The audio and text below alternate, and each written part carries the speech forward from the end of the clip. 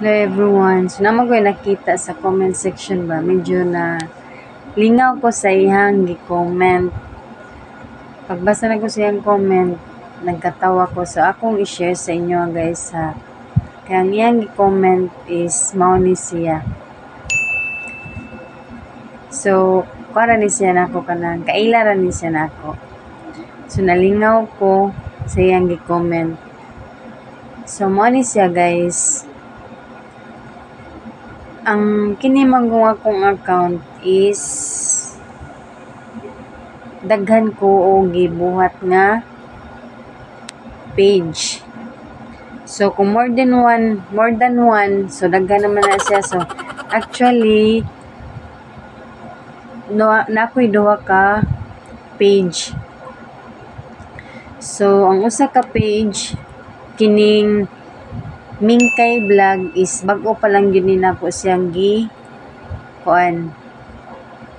gibuhat.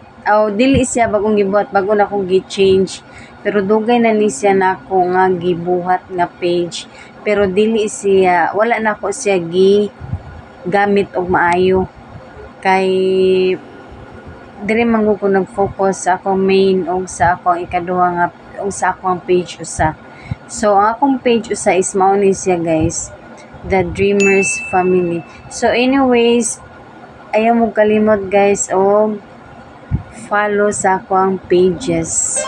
Bitaw, so balik ta sa gi-comment sa akong kwan. So, nalingaw ko guys. Nag-comment din siya katong akong gi-post nga content monetization tools. Katong bago kong na-invite sa new monetization tools. So, nalingaw ko, ana magnis yan, no, dako yung possibility kung daghan ang imuang gamiton.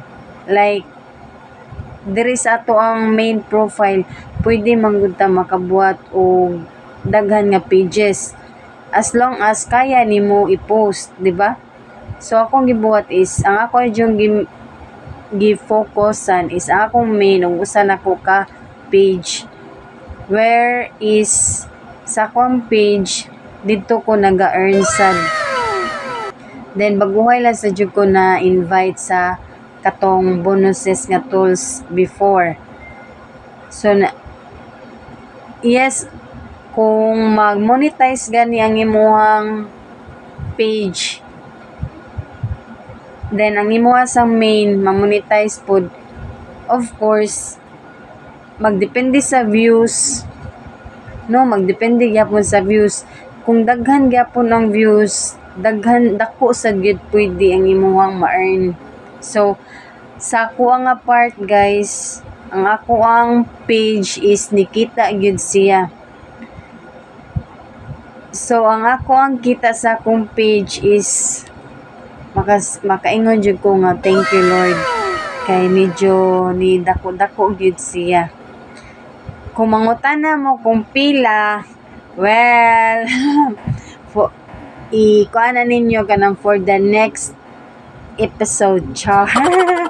Bitaw sa kuan lang yun, the more, the merrier. So, kung ganahan mo nga magbuhat og another sad nga page, pwede ra jud kay tanan siya as long as makaya nimo og post.